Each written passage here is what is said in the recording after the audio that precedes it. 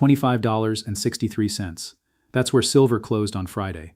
And today, with inflation still above 3% in the US, and headline CPI stubbornly high globally, you might reasonably ask, why isn't silver going up? Why isn't silver behaving like gold? Why isn't silver offering a hedge? By the end of this video, you'll understand the macro drivers, the common misinterpretations, and the single overlooked factor that keeps silver stuck, even with inflation high. This matters because silver sits at the intersection of commodities, monetary trends, and financial risk. Silver isn't just a metal for jewelry or industrial uses. It's a market signal. It reflects liquidity, real rates, and cross-asset stress. So when inflation is high but silver isn't moving, that tells us something deeper about the macro environment. So let's start with the context. First, inflation isn't a static number. Headline inflation can be high, but real inflation after adjusting for risk-free rates, is what matters for assets like silver. Second, the US dollar remains strong. A strong dollar often suppresses silver and gold prices because both are priced in dollars. When the dollar is strong, it takes fewer dollars to buy the same amount of precious metals. Third, yields matter. The 10-year US Treasury yield influences real yields, and real yields influence the opportunity cost of holding non-yielding assets like silver. And fourth, liquidity still matters. Central banks talk about tightening, but liquidity conditions measured by money supply growth and credit spreads are not historically tight. They're more neutral. This combination, a strong dollar, elevated real yields, and neutral liquidity, sets the backdrop for why silver isn't rising even with inflation high. Now let's address the common misinterpretations. Here's what most people miss when they talk about silver. Retail commentary often says, silver is a hedge against inflation. Mainstream financial media often says, inflation is high, so precious metals should rise. But both narratives are incomplete. They assume a direct one correlation between inflation prints and silver prices. They assume that silver responds the same way in every macro regime. They assume that all inflation is monetary inflation, the kind that devalues currency. But silver's price does not move in isolation. Its price reflects supply and demand, yes, but also real yields and the dollar index.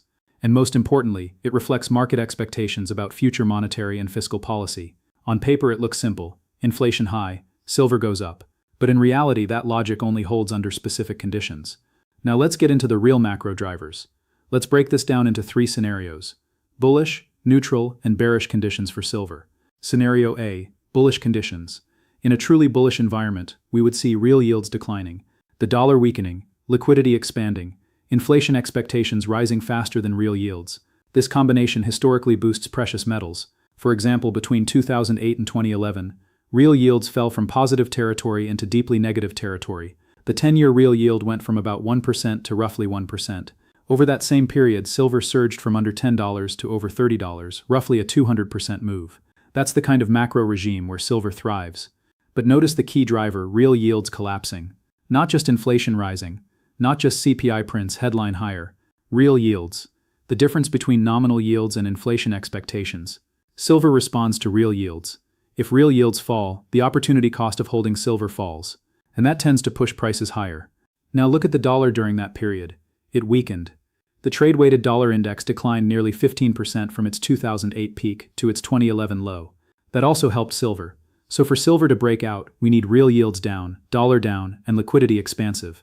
Scenario B, neutral conditions. Today we find ourselves closer to a neutral macro environment. Real yields are not deeply negative. The dollar is not collapsing. Liquidity is not surging. Inflation is high relative to the past decade. Yes, but real yields remain in positive or mildly positive territory. When real yields are positive, non-yielding assets like silver and gold face headwinds. Money can earn yield in treasuries, and that makes precious metals relatively less attractive.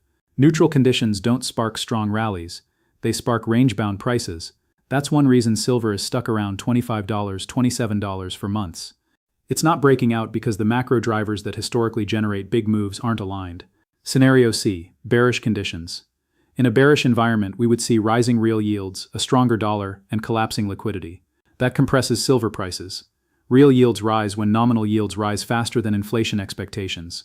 The dollar often strengthens during risk aversion or tightening cycles.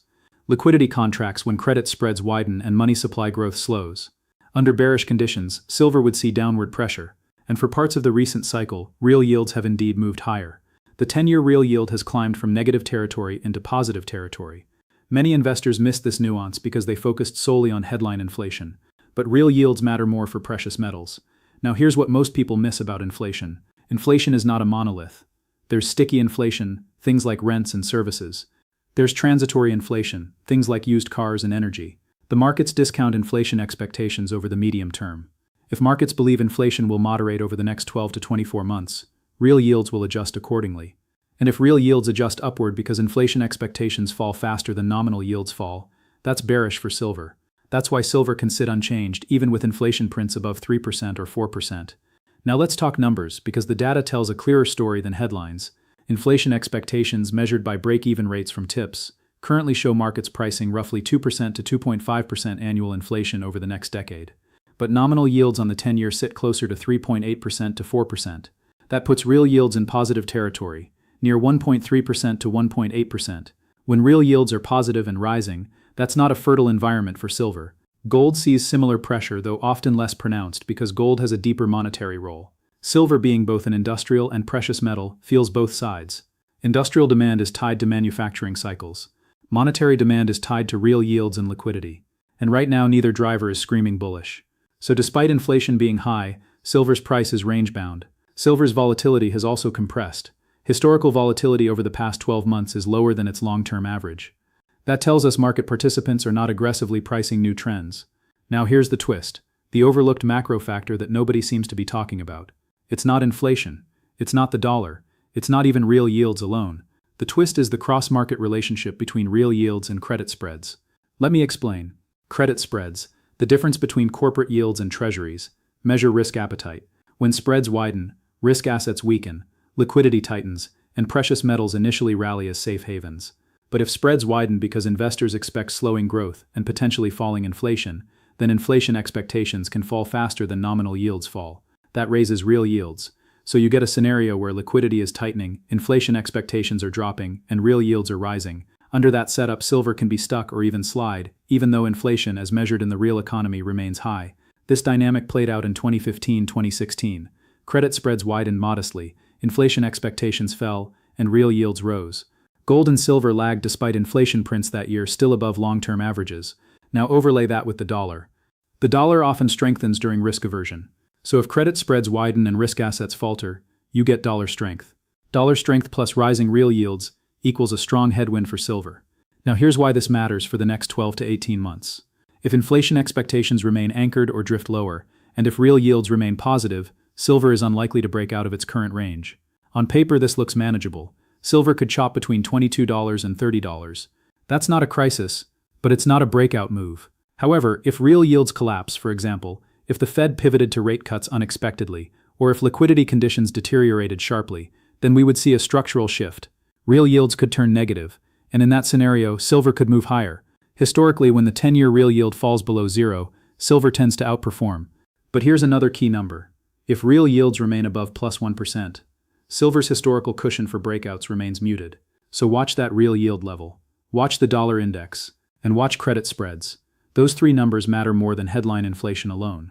Now before we wrap up, let's revisit the common narrative and correct it succinctly. Narrative, inflation high, RU silver goes up. Reality, inflation is only one part of a multivariable equation that includes real yields, the dollar, liquidity, and credit conditions. And right now, only one of those variables, inflation, is elevated. The others are neutral or bearish for silver. That's why silver isn't moving. Now here's the twist again, and this is critical. If markets begin to price lower inflation expectations because of slower growth, not because inflation has structurally declined, then we could see a paradox. Measured inflation stays high, but inflation expectations fall, real yields rise, and silver gets squeezed. That's not intuitive, but it's exactly what the data suggests could happen. Because markets don't price inflation alone, they price expected inflation relative to nominal yields. Until that expected inflation component rises faster than nominal yields, or until nominal yields fall faster than expected inflation, silver will remain range-bound. That's the macro reality. So let's end with a calm summary. Here's what the data confirms. Silver is range-bound because real yields are positive. The dollar remains relatively strong. Liquidity conditions are neutral, not expansionary. Credit spreads influence inflation expectations more than most people recognize, and inflation expectations have not accelerated enough to compress real yields. Here's what remains uncertain: the pace of future interest rate moves, whether inflation expectations decouple from headline prints, whether geopolitical or supply disruptions change industrial demand for silver, and whether fiscal policy shifts will meaningfully alter liquidity conditions. These are the key variables to watch. And until two or more of them align in a way that favors negative real yields, silver is unlikely to break out significantly from its current range. If you want data-driven updates on real yields, inflation expectations, and how macro risk affects precious metals like silver and gold, subscribe to this channel, because here we break down complex macro trends with clarity and rigor, not hype. Thanks for watching.